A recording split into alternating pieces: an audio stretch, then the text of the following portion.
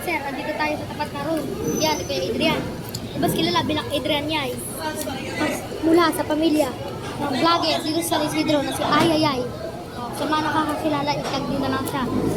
At ayan, ipaprabo nga pala siya na kunyari hindi ako gagraduate. Ano kaya magiging reaction ni Kuya Adrian?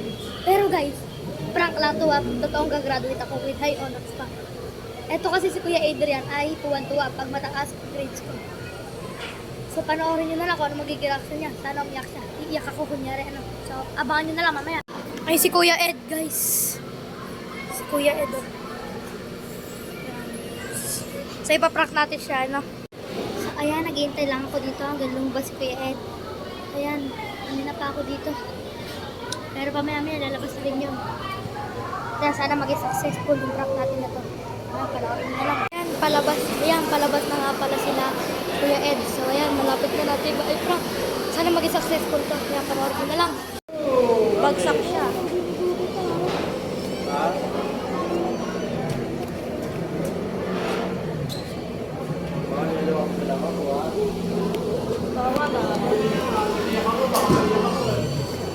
Naiyak ako. Bakit?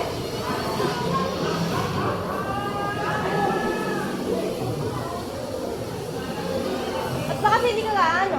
Hindi ka maano? Hindi ka graduate? Talino mo kasi nakaka-graduate.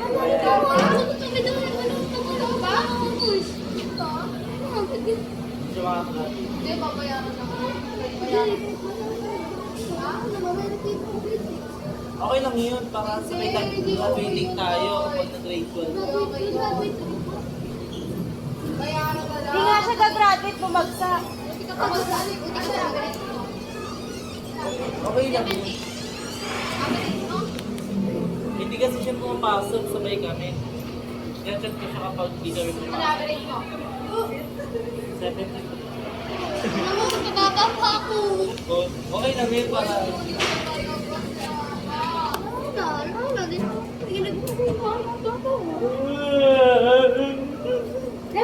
Aprak lang yan. Okay. Ano yung average mo? Ha? Adrian, ayan. Nag-video ah. Ayan, naiyak siya. Ayan, ayan, ang ating videographer. Ayan, si Ate Mika. Ayan, so naging successful to. No. Ano naman ang masasabi mo kaya Ed? Ala, lang na-prank mo ako. Yun. Kaya matagal. Naniwala ako. Kaya matagal ako. Kaya matagal kitang hinihintay. Kaya tagal kitang hinihintay Ay, doon. totoo ba? Kasi kami. Yun. Yun. Hindi ka naman yung care mo kanyo. Sige. Eh, Yun. para Yun, sabay dito na kami natatapos yung vlog nag-graduate. natin.